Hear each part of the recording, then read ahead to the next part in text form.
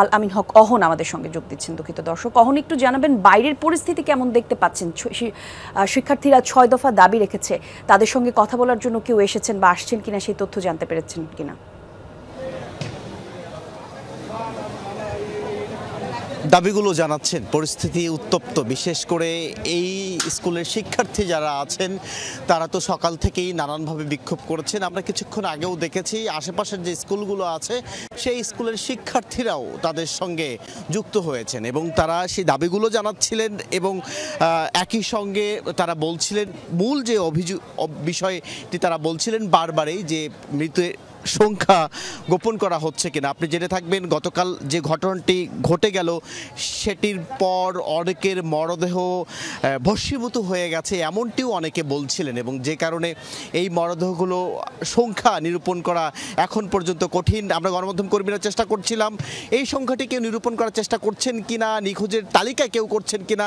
এই স্কুলে যেমনটি সেই তালিকা এখন পর্যন্ত কেউ করছেন না এবং সরকারের পক্ষ থেকেও সেই তালিকা কেউ করছেন কিনা সেটিও কিন্তু জানানো হচ্ছে না। শুধু শিক্ষার্থীরা নয়, আশেপাশে যারা রয়েছেন সাধারণ মানুষ তারাও কিন্তু এই বিক্ষোভে যোগ দিয়েছেন। আমি কিছুক্ষণ আগেও দেখেছি দিয়াবাড়ির আশেপাশ থেকে অনেক মানুষ জড়ো হয়েছেন, তাদের যে ন্যায্য কথা সেগুলোই তারা বলছিলেন। বিশেষ করে মরদেহের সংখ্যা নিয়ে যে বিষয়টি উঠেছে, কিন্তু সেই তালিকাটি কেউ করছেন না এবং যারা সকাল থেকেও আমরা দেখছিলাম অনেকেই তাদের সন্তান হারিয়ে এখানে এসেছেন খোঁজার জন্য, হাসপাতালগুলোতে গেছেন, দাঁড়ে দাঁড়ে ঘুরছেন কিন্তু কোথাও পাচ্ছেন না তাদের সন্তানকে। এই যে না পাওয়ার আবেগ থেকেই তারা বারবার অনেকের কাছে যাচ্ছেন, কিন্তু সেই তাদের প্রকৃত বিষয়টি কেউ শুনছেন না এমনটিও কিন্তু অভিযোগ করা হচ্ছে। বিশেষ করে স্কুল কর্তৃপক্ষ এখন পর্যন্ত আমরা দেখিনি যে সেই তালিকাটি গ্রহণ করার চেষ্টা করে কিনা সেটিও আমরা দেখিনি, যে কারণে এ ধরনের জটলা তৈরি হয়েছে।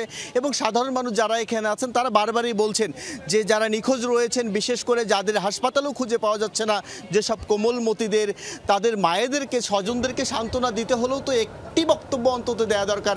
আসলে তাদের কপালে কি ঘটেছে, কি হয়েছে তাদের পরিণতি, সেই তালিকাটি করার আহ্বানও জানাচ্ছেন সাধারণ মানুষ। অনেক ধন্যবাদ আপনাকে অহন।